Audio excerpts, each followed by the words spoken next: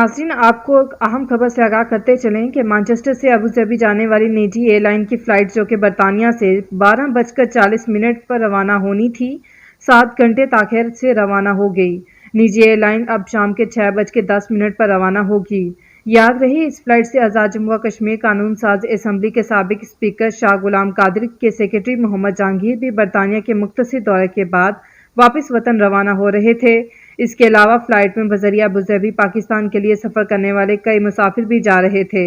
मुसाफिर निजी एयरलाइन की नाकस हिकमत अमली और एयरपोर्ट पर ज़लीलो ख़वार होने की वजह से सख्त ज़हनी अज़ियत में हैं। मुसाफिरों ने अपने ख़यालात का इज़हार भी किया। का जो है स्टे था अबू धाबी और फिर इस्लामाबाद। सुबह जो है 6:50 पे वहाँ पहुँचा था।